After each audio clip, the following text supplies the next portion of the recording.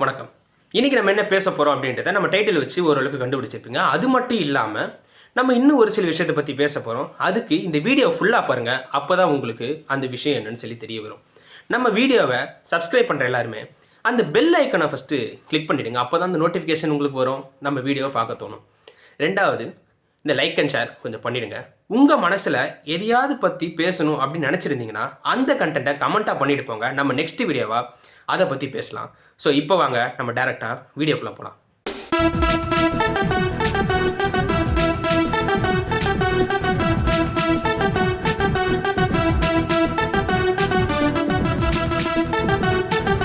So இன்னைக்கு நம்ம first பார்க்க போறது வந்து பார்த்தீங்கன்னா ரோஸ்ட் பிரதர்ஸ். யார் இந்த ரோஸ்ட் பிரதர்ஸ்? இவங்க வந்து பார்த்தீங்கன்னா யூடியூப்ல வீடியோ போடுற 2 பேர். சினிமா ரிவ்யூஸ், அரசியல் ரிவ்யூ இதெல்லாம் பண்ற ஒரு 2 பேர் தான் இவங்க. இவங்க எந்த கட்சிக்கு சார்பு இல்லை அப்படின்னு சொல்லிட்டு இவங்களே சொல்லிப்பாங்க. ஆனால் இவங்க வீடியோவை பார்க்குற எல்லாருக்குமே தெரியும் இவங்க எந்த கட்சிக்காக ஒர்க் பண்ணுறாங்க அப்படின்றது.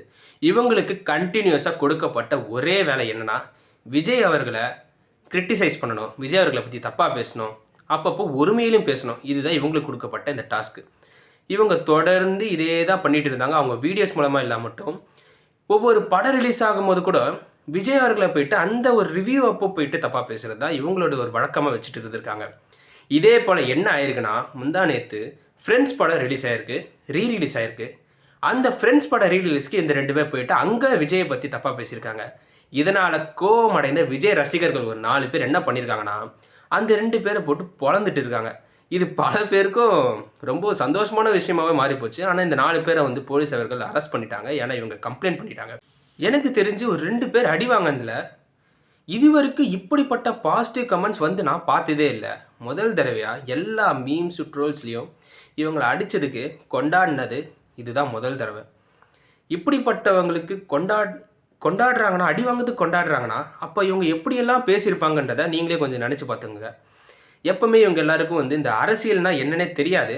ஆனால் அரசியல் தெரிஞ்ச மாதிரி பேசுவாங்க. அதே போல் இவங்களை பொறுத்தவரைக்கும் தனி மனித தாக்குதல் தான் வந்து ஒரு முக்கியமான விஷயம். இப்போ நம்ம எல்லாம் எப்படி பேசுகிறோன்னா, வாங்க போங்க நீங்கள் அப்படின்னு பேசுவோம். ஆனால் அவங்க அப்படி பேச மாட்டாங்க.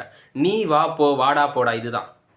அது வந்து ஒரு தவறான ஒரு விஷயம். ஆனால் அது தெரியும், அவங்களுக்கு தெரிஞ்சு அப்படி தான் பண்ணுவாங்க. ஏன்னா அவங்களுக்கு கொடுக்கப்பட்ட டாஸ்க் அதுதான். ஸோ இவங்களுக்கு விஜய் ரசிகர்கள் ஒரு பாடம் புகட்டிக்கிட்டாங்க தான் அப்படின்னு நம்ம சொல்லணும். ஆனால் இவங்க இதுக்கப்புறமா அதை நிறுத்துவாங்களான்னு கேட்டிங்கன்னா நிறுத்த மாட்டாங்க. அதாவது அரசியலில் கிரிட்டிசைஸ் பண்ணலாங்க. கிரிட்டிசிசம்க்கு எந்த ஒரு தப்புமே இல்லை. நீங்கள் அவங்க பண்ணுறது தப்புன்னு சொல்லலாம், அவங்க என்ன தப்பு பண்ணுறாங்கன்னு சொல்லலாம், இதை எப்படி திருத்திக்கலாம் அப்படின்றத நீங்கள் சொல்லலாம். அதெல்லாம் சொல்கிறதுக்கு எல்லாருக்குமே வந்து வாய்ப்பு இருக்குது, அதுக்கான ஃப்ரீடமும் இருக்குது. ஆனால் அதை நீங்கள் ரொம்ப எக்ஸ்ட்ரீமாக கொண்டு போனீங்கன்னா அது ரொம்ப ரொம்ப தப்பு. அதை தான் இந்த 2 பேர் பண்ணிட்டு இருந்தாங்க. ஸோ அப்படி பண்ணதுக்காக அவங்க அனுபவிச்சாங்க தான் நம்ம சொல்ல முடியும். அதனால் இனிமே இது போல் கிரிட்டிசைஸ் பண்ணுறது பண்ணுங்க, ஆனால் ரொம்ப எக்ஸ்ட்ரீமுக்கு போகாதீங்க. அது உங்களுக்கும் நல்லதில்லை, யாருக்குமே நல்லதில்லை. வாங்க அடுத்த இதுக்கு போவோம். இன்னைக்கு பிரதமர் அவர்கள் ரொம்ப ஒரு முக்கியமான ஒரு ஃபங்க்ஷனுக்கு போயிருக்காரு. என்ன ஃபங்க்ஷன்னு கேட்டிங்கன்னா, ராமர் கோயிலில் கொடி ஏற்றிருக்காங்க. அந்த கொடியை ஏற்றி வைக்க பிரதமர் அவர்கள் போயிருக்காங்க. இதுதான் இருக்கிறதுலே ரொம்ப ரொம்ப முக்கியமான விஷயம். அதுக்கு பிரதமர் போனதுக்கு ரொம்பவும் சந்தோஷப்படும் நம்ம. ஏன்னா நம்ம இந்தியாவில் வந்து பார்த்திங்கன்னா வேறு எந்த பிரச்சனையுமே இல்லை. மக்களை போயிட்டு சந்திக்க வேண்டிய காரணமே இல்லை. பொதுமக்கள் பாதுகாப்பாக இருக்காங்க, பெண்கள் பாதுகாப்பாக இருக்காங்க, குழந்தைகள் பாதுகாப்பாக இருக்காங்க, எல்லாருக்கும் கல்வி கிடச்சிருச்சு, கல்வி கிடச்ச எல்லாருக்குமே வேலை கிடச்சிருச்சு, ரோடு எல்லாம் சரியாக இருக்குது.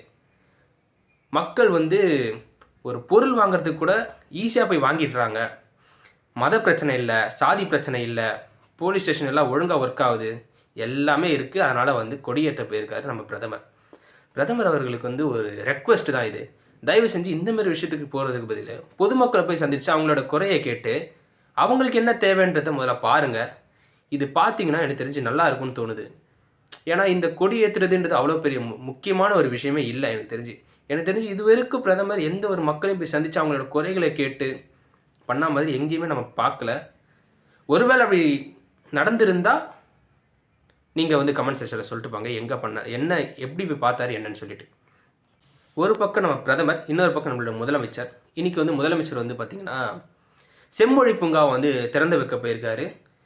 அந்த பூங்காவை திறந்து வச்சுருக்காரு. ரொம்ப ரொம்ப நல்ல விஷயம். அதுக்கு எந்த ஒரு குறையுமே இல்லை. அதாவது நம்ம ஸ்டாலின் அவர்களுக்கு, அதாவது முதலமைச்சர் அவர்களுக்கு இது எல்லாத்துக்கும் நேரம் இருக்குது, படம் பார்க்கறதுக்கு நேரம் இருக்குது. ஆனால் ஒரு பக்கம் நம்மள டெல்டா விவசாயிகள் போராடிட்டு இருக்காங்க. அவங்களுடைய அந்த நெல் மூட்டைகளை சேகரித்து வைக்கக்கூட ஒரு குடோன் இல்லை, ப்ராப்பரான குடோன் இல்லைன்னு சொல்லிட்டு அவங்க ஒரு பக்கம் அழுகுறாங்க, கதறாங்க. இந்த கதறல் எதுவுமே நம்மளோட முதலமைச்சர் காதுக்கு போய் ஏன் விழலை அப்படின்றது தான் எனக்கு ஒரு முக்கியமான கேள்வி. அப்படி விழுந்தும் அங்கேருந்து, அதாவது டெல்டா அந்த மாவட்டங்கள்லேருந்து செடியை எடுத்துகிட்டு போயிட்டு முதலமைச்சருடைய அந்த பிளேஸில் வச்சு ஆராய்ச்சி செய்கிறாங்க. ஏன்னா இவங்க எல்லாருமே பயோடெக்னாலஜிஸ்ட். நம்ம முதலமைச்சர் வந்து அங்கே வந்து பார்த்திங்கன்னா ஆராய்ச்சி செய்கிறார். இது வந்து எந்த மாதிரியான ஒரு அணுகுமுறை எனக்கு புரியல. எனக்கு நேரில் போயிட்டு அவங்களோட கஷ்டத்தை பார்த்தா தான் உங்களுக்கு புரியும். எல்லாத்துக்கும் போக முடிஞ்சதுன்னா இதுக்கும் போக முடியணும்ல. இதெல்லாத்தையும் நீங்கள் மாற்றிக்கிட்டிங்கன்னா அடுத்த வாட்டி நீங்கள் தான் முதலமைச்சர். இப்படி பொதுமக்களுடைய பிரச்சனை என்னன்னே தெரியாமல் இருந்தீங்கன்னா எப்படி பொதுமக்களுக்கு முதலமைச்சர் மேலே ஒரு நம்பிக்கை வரும்? அப்புறம் நம்ம விஜய் அவர்களை பார்த்து எதுக்கு பயப்படணும்? அப்படி பயப்பட வேண்டிய அவசியமே இல்லை எனக்கு தெரிஞ்சு. இன்னொரு பக்கம் என்னென்னா, நம்ம இந்த எஸ்ஐஆர் ஃபார்ம் எல்லாருமே வந்து ஃபில் பண்ணிவிடுங்க. ஏன்னா 2026 நீங்கள் ஓட்டு போடணுன்னா இந்த எஸ்ஐஆர் ஃபார்ம் ரொம்ப ரொம்ப முக்கியம். அதையும் நான் இந்த வீடியோவில் வந்து சொல்லிக்கிறேன். இன்னும் யார் யார் ஃபில் பண்ணாமல் இருக்கீங்களோ எல்லாருமே ஃபில் பண்ணிவிடுங்க. இல்லைனா நம்ம யாருக்குமே இந்த ஓட்டு போடுற உரிமை இல்லாமல் போயிடும். இன்னொரு பக்கம் இந்த எஸ்ஐஆர் ஃபார்ம் கொண்டு வந்ததே நம்மளுடைய வடக்கன் பிரதேசம் வந்து நமக்கு இந்த தமிழ்நாட்டில் ஓட்டு போடுறதுக்கான உரிமையை கொடுக்கறதுக்காக தான் அப்படின்னு சொல்லிட்டு ஒரு ரூமர்ஸ் ஒன்று போயிட்டு தான் இருக்குது. அது எந்த அளவுக்கு உண்மைன்னு எனக்கு புரியல. ஒருவேளை அது உண்மையாக இருந்ததுன்னா எனக்கு தெரிஞ்சு தமிழ்நாட்டோட அரசியலில் இது ரொம்ப பெரிய ஒரு மாற்றமாக இருக்கும், ரொம்ப பெரிய ஒரு சேஞ்சாக இருக்கும். அது தமிழ்நாட்டு மக்களுக்கு பயனுள்ளையாதா அமையுமான்னு சொல்லி கேட்டிங்கன்னா அதுவும் டவுட்டு தான். ஸோ பாருங்கள், எல்லோரும் போய்ட்டு அந்த எஸ்ஐஆர் ஃபார்மை ஃபஸ்ட்டு ஃபில் பண்ணி.